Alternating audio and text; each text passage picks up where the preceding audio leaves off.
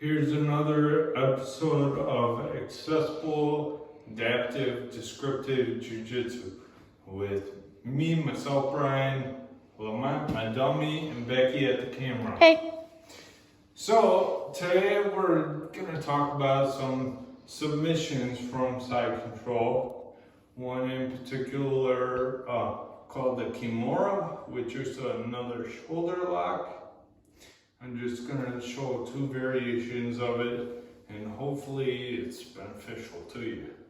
So, if I'm in side control, my forearms and my knees are on opposite side of his torso from each other. So his arms right now are kind of flared out because he's a dummy and no muscles.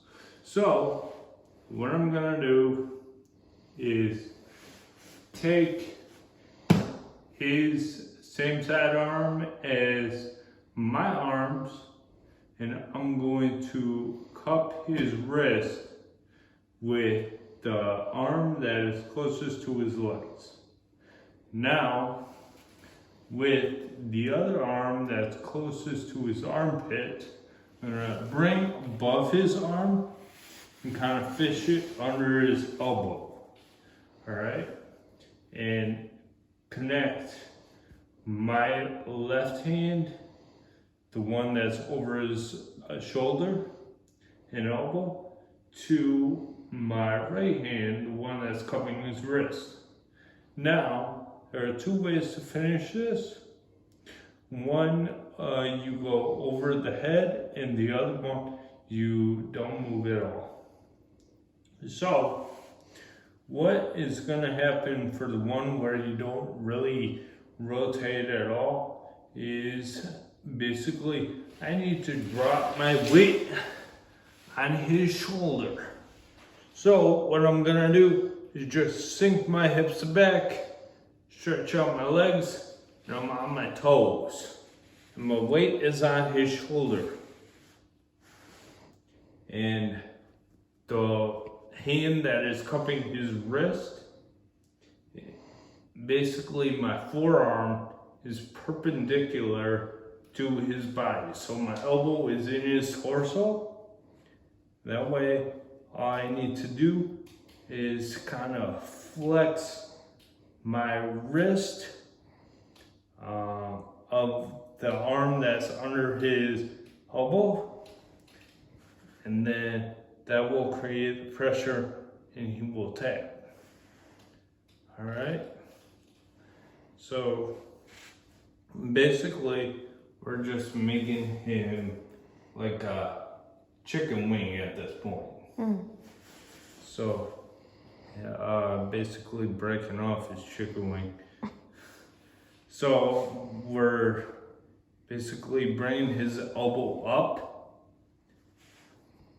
as we're maintaining weight on his shoulder, because as far as the shoulder can go, if that doesn't move, we can make this really unpleasant if we rotate and bring his elbow up. All right, now the second way to finish is we would maintain this Kimura grip, where I have my hand cupping his wrist, and then my other hand up over his arm and or shoulder, connecting to my hand that's on his wrist. So what I'm gonna do is drop my hip that's closest to his legs to the ground and bring my knee through. So it's up by his armpit, and with my leg that is closest to his head, I'm gonna step over his head and bring him up, and then I'm gonna almost start a motorcycle. Now the first one, basically, because his shoulder was bent or had the weight on it, we can't really bring the arm behind him. But with the foot over the head, he raised up and we were able to bring the arm behind him. So either way you have your shoulder up. Let's say you can't get the leg around the head to the far side. We're just gonna drop our weight on the shoulder,